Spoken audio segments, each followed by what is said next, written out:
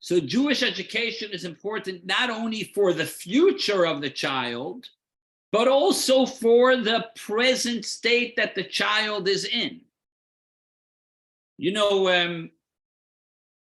Imagine a mother tells her child, the child's misbehaving, the 6-year-old child or 7-year-old child is misbehaving.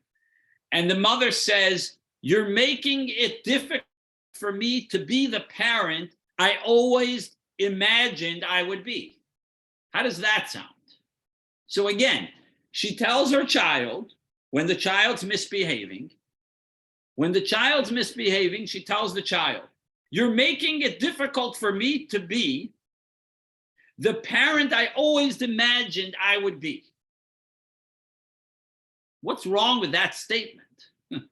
Why is it incorrect? We all know that's obviously incorrect, because she's telling the child to behave because she doesn't want to look bad. The answer is very simple. Children are not only a detail of the parent's life, but they themselves are children are humans in their own right and in their own path. It's the work of the parents to treat them this way and to honor them for their needs. But important to realize that the children are children in their own right.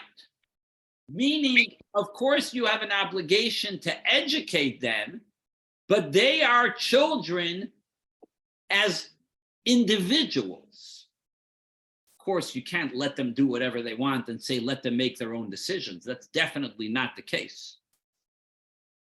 Today, we're going to discuss that children are real live humans that deserve their own education. It's, of course, the parents' responsibility, but they deserve a Jewish education because of the children, not because of the parents. Now we're in the days between Passover and Shavuot. We just finished counting yesterday, the 20th, I think, the 20th of the Omer. Mitzvah to count every single day from the first day of Passover all the way till the holiday of Shavuot. We count the days. We count 49 days until the receiving of the Torah. What is this counting all about? Well, simply said, as you see in the photo, we are counting down until this beautiful holiday of Shavuot, which is the receiving of the Torah. We cannot wait. This is text number 1. We cannot wait until the arrival of the receiving of the Torah, so we're busy counting. Another source would be in the Shulchan Aruch, in the Code of Jewish Law. He says it's a mitzvah to count. Not only we're counting because we're waiting, but there's an obligation and a mitzvah to count every single day. The Medrash in text number 3 says a fascinating idea. He gives a parable. A great man, a wealthy man, is riding in the way, riding the path, and he finds someone in a pit. And the wealthy man tells him, I'm going to take you out of the pit, and I'm going to make you rich, and in about 6 months, you're going to marry my daughter. Wow, the man is so happy. Not only you're taking me out of the pit, but you're also giving me your daughter to marry. Well, the rich man takes him out of the pit, makes him rich, but he didn't give him his daughter yet. He says, don't worry. I'm going to give you my daughter in 6 months.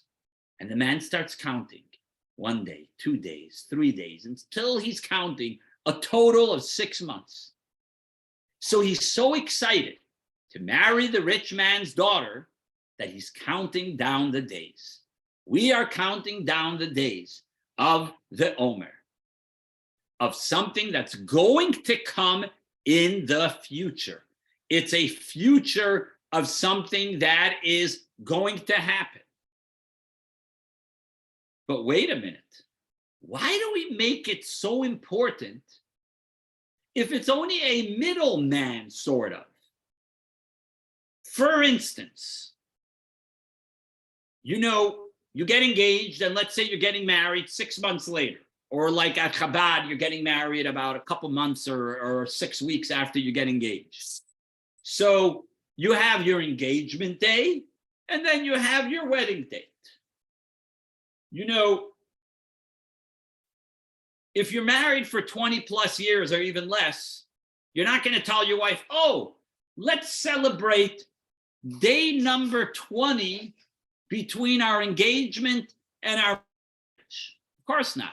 Nobody counts the days that you are counting. You count your marriage day, your wedding day, you count your engagement day, but not the days in between while you were waiting. Why do we count the days that the Jewish people were counting between Passover and Shavuot? And besides, it's only counting for something else. And that's why you don't make a shehecheyanu when you count the Omer, because you can't make a shehecheyanu on something that's only leading up to something else. You could make shehecheyanu when you blow the shofar. We make a shehecheyanu also on Passover, on holidays. We cannot make a shehecheyanu for counting the Omer because it's only leading to the next step. So why is it that we count the Omer and we make such a big deal out of it when it's only an in-between time? Well, the answer in short is that we give it a lot of attention because it teaches us that in it of its own, it's special. It's not only a preparation for Shavuot, but it has something special on its own. And the same thing is about educating the children. The education on its own is important. It's not only about what it's going to lead up to, but in itself is very important, as we're going to see. Let's discuss the mitzvah of education according to the Torah.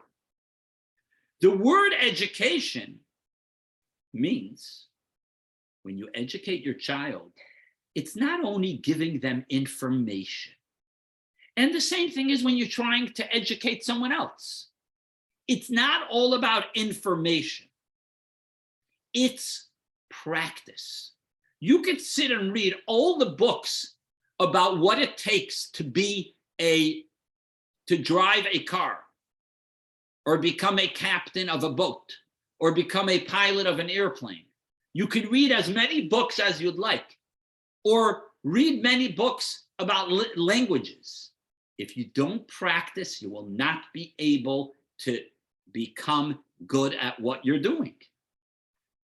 The child, the parents have an obligation to educate and get the children used to you doing the mitzvah. So when they grow up, it will not be foreign. Imagine you don't educate your child how to light the Hanukkah menorah, how to keep Shabbos, how to eat matzah, how to say the Aleph Beis, how to pray, how to celebrate Rosh Hashanah. By the time they turn 13, they're not doing nothing. Forget it. You need to start at 2, 3 years old, get them used to it, and live as an example. Like an athlete, if they want their child to also be an athlete, they need to teach them. If they want to become a champion, they have to teach them how to do it. The same thing is about educating the children to do the mitzvot. We see in the Talmud, fascinating concept in text number 5. If a child knows how to shake, have them shake the lulav. If they know how to wrap, have them wrap the tzitzis. If they know how to protect tefillin, buy them a pair of tefillin, not to wear it yet, but buy them a pair of tefillin. If they know how to speak, teach them to study Torah and say the Shema. Teach them to study Torah as well, as we see in text number 5. Crucial point that I'm going to discuss in a moment. Teach the child Torah. But wait a minute, he's not obligated yet. No, teach him the Torah now to get him used to it. If you want your child to be good at sports, you're not going to start when they're older. You start when they're younger. This teaches us that a son or a daughter that's under 12 or 13, 12 for a girl, 13 for a boy, are obligated because it's connected with them. Now, does it mean that they're obligated? The simple answer is no. They have no obligations to say their own obligation because they're children and they don't have sufficient awareness and they're not intelligent enough to have personal obligations. The Rashba commentary, main commentary on the Talmud, explains that can a child discharge an adult from a mitzvah? For instance, I'll give you a few examples. If a child learned how to read the Megillah, could he read the Megillah for an adult? If a child knows how to blow the shofar, can he blow the shofar for an adult? Because children don't have obligations on their own. Well, the Rashba explains that they cannot because they're not obligated in the mitzvah. But in another location, we learned that if a child did not learn Torah as a child, they're obligated to learn Torah when they get older. And the reason is because he was obligated when he was a child, and now he's an adult, now he has to learn Torah. Which means he has an obligation when he's a child, because if he didn't, he has to do it as an adult.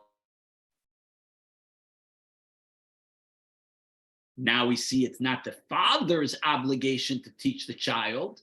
It's the child's obligation on his own. And if he didn't, he has to do it when he's an adult.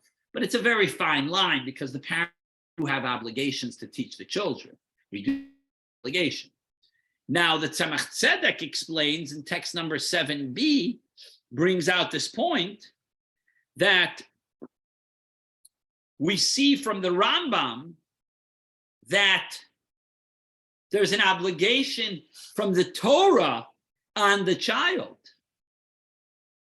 Because since the father has an obligation according to the Torah to teach his child, means the child has an obligation.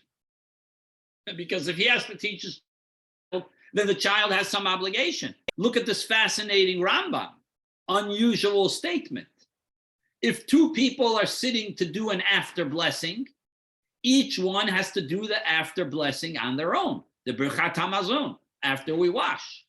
If one of them know how to make the blessing and the other doesn't, the one that knows makes the blessing out loud, and the second one answers Amen, and he fulfills his obligation. And a child could make a blessing for his father. A little embarrassing that the child knows how to make the after blessing and the father doesn't, but he says the child could discharge the father, which means the child could fulfill the obligation for his father, meaning he does have a sense of obligation.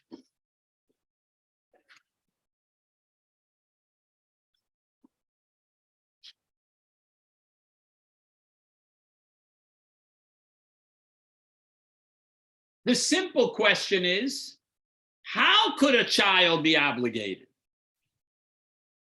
And more so, how could he be so obligated to discharge someone else from their obligation? He's only a child, as the Rebbe asks here in text number 9a. Children don't have enough intelligence. How could you make a child, how could a child discharge the obligation of an adult? Well, the answer is that it's fully fine. It makes sense. The child is an individual of his own. He has a Torah obligation to be obligated to do the mitzvah. Because the child is obligated to study Torah, therefore it rubs off that he has this obligation to do the mitzvah as well, even as a child. I'll give you an example that might be able to understand this idea really well. You have a play. You go to a play, the Broadway show, or wherever you're going to watch a play, or for the same reason, watching any movie. There's many people invested with performing the movie, and they also have a 100% interest that it should work out perfect. Now, and let's say the people performing are invested money that this performance should work out well. Now they need a child to do a scene that takes maybe 3 minutes. So they look and find the capable, talented child for this scene. Now the child comes and does his part of the movie or the scene. He has a role just like them. The completion of the entire play is complete by the adults and by the child's section and by the child's piece of this movie. However, if you look at it, it's not his obligation to make this a success. In other words, he has no money invested in this film, but his role in performing is similar to everybody else. And without him, the movie's not complete. Same thing is with the education of the child. He has an obligation of his own, but of course it's not close to the obligation of the adult. It's a much different role, similar to this movie idea. You could even say the same thing with an employee and an employer. The employer is invested that it should be successful. The employee just has a role. He's not necessarily invested, and he sleeps well at night, and he doesn't necessarily care as much as the employer. So the bottom line here is as follows. How does Judaism look at education of children?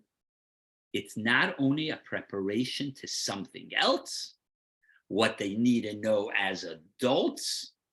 It's not just a checklist that I educated my child and I want to be a good Jewish mom or dad, but it's an obligation on the child. In other words, the objective here is as follows. The child has a personal connection to the mitzvah, not only the parents. The children themselves are a responsible party. The children are not only a detail in the profile of the parents, but they are responsible of their own, on their own to an extent. Think of the scenario in the beginning of the class. For a parent to tell the child that you're not letting me perform and you're making it difficult for me to be the parent I always imagined I would be, that's not a normal statement.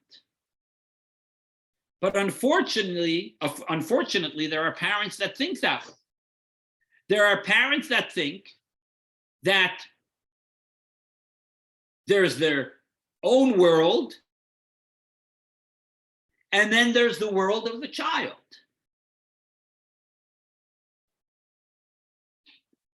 The parents are upset when the child has a tantrum, not because it's the child's problem, but guess what? Children are children and kids do what kids do. But they don't want their kid to have a tantrum because it makes the parents look bad. That's why they don't want them to have a tantrum. It's not good for their image. It's the image that they expected that they will be. And the same thing is when it comes to education. Parents look at it like it's in my obligation. But we must look at it that it's a story of the child, not of the parents.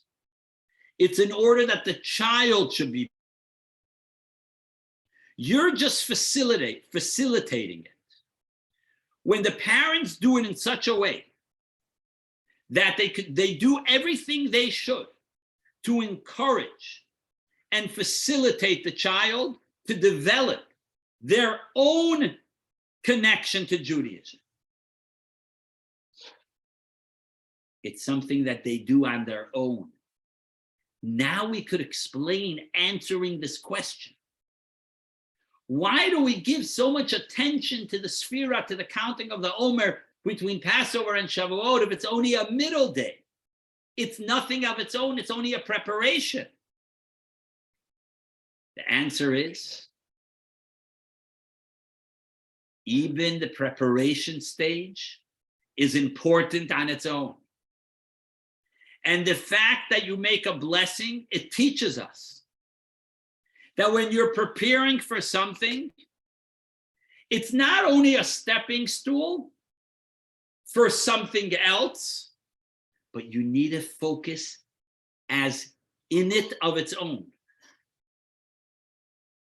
This is the idea of education. And as the Rebbe explains, children need a good, solid education. You cannot rely on the school or the Hebrew school or a grandfather figure. It's the parents' obligation to educate their children. Of course, education is a tough job, but it's not a reason to shy away from it. You have to give it more attention and more investment. And if someone feels that to educate your children or your student, it's easy, then double down and invest more in the education. Whoever has an influence, as the Rebbe says in text number 12, the letter,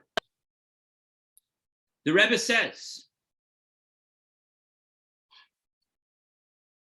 do not think that when you tell your child one thing or you learn with them one thing, you fulfilled your obligation.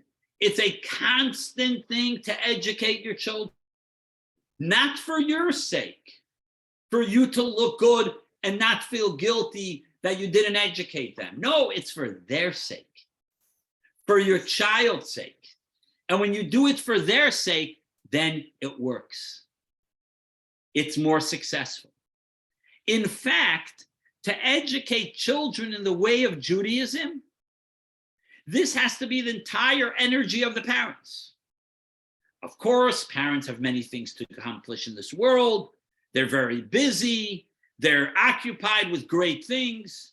And some of them could be highly accomplished adults with great responsibilities, but it doesn't change the fact. The foremost and primary occupation of every parent is the education of the children. Leave everything else to go educate your child. Your priorities should be your children. If you think you're going to buy the future of your children by buying them toys and Xboxes and hire babysitters, all of this is only going to last for a short amount of time. But the child's education lasts forever. So it must be crystal clear. Give your child a Jewish education and be serious about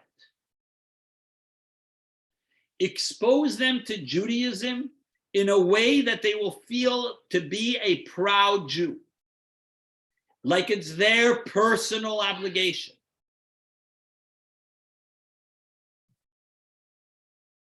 They should feel so good about their education, just like they feel so good about their personal smartphone or Xbox. That's how they should feel. Which we see from here that the in-between time has a lot of value. And the Rebbe spoke about this also in occupying our time properly. There's no such thing as I have 10 minutes to kill, or I have a half hour to kill because my flight was delayed, or I'm waiting at the doctor's office.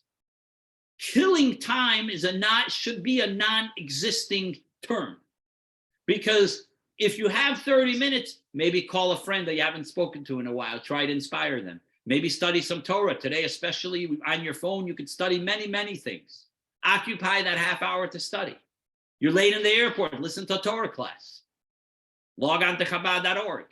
Everything, the between time is not between time, it's time of its own. In itself has so much value. And this is what the Rebbe is trying to bring out. When we count the Omer, in and of itself is a mitzvah, because we're actually counting days. The days itself become special. And this is the only month of the year that every single day we have an obligation to do a mitzvah, to count the day. Of course, every day we do mitzvot, many mitzvot. But this is the only month of the year that we do a count of the actual day. It's very, very special. Just to conclude with an interesting story that happened with Rabbi Aftzin, which was a gentleman that survived from Russia, and he lived in Detroit back in the 70s, and he was desperately looking for a job. He finally found a job to teach in a Hebrew school in one of the synagogues. And his first day on the job, he started teaching the children what he should be teaching. He taught them, in the morning you say the Boda Ani, then you wash the Negel Wasser by your bed, and then you say the morning blessings. And he taught them you put on your shirt, and when you put on your shirt, you're supposed to put the right first and then the left. When you tie your shoes, you first tie the left and then the right. And he went through the whole order of how you get dressed and all the details. When one of the children came home, the father, which was one of the supporters of the synagogue, one of the honorable men in the synagogue, asked the child, "What did you learn in Hebrew school?" He said, "My teacher taught us how to tie our shoes." So when the father heard this, he got very upset. He said, "We hired this intelligent man to teach our children how to tie the shoes." When he heard this, he right away sent out a message, told the school that the teacher is fired. And so he was fired, and he had to go find another job. Many years later, maybe 15, 20 years later, Rabbi Aftzin is sitting in his office, and a gentleman walks in and puts on his desk a huge sum of money. And he tells Rabbi Aftzin, "This money's for you." He tells him, "I'm sorry, I don't know who you are, and I don't know why you're giving me this money." He says, "I am the father of that child that said when he came home and he said that my teacher taught us how to tie our shoes. I'm the father of that child." What happened, he told him. He said, many years later, my child was about to get married. He was, in the age of getting married, and he was dating a non-Jewish girl. And he was about to get married. And, we were very upset about it, but there was nothing we could do. We were very broken. And on the day of my son's wedding, the morning of the wedding, he was bending down to tie his shoes. And as he was tying his shoes, he reminded himself of you that in Hebrew school, how to tie your shoes. And when he thought of that moment, he says, "I cannot marry this non-Jew. I cannot do it." And he called his father and he called off the wedding, and he did not end up marrying her. So thanks to your one day of teaching the Hebrew school, you literally saved my kid's life. So this shows us how important the Jewish education is. No matter what you say or what you do, you never know the influence that you might have on your students or children. Any questions?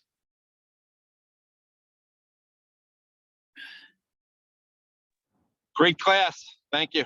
Great story. Thank you, Adam. Thank you. No questions, Steve?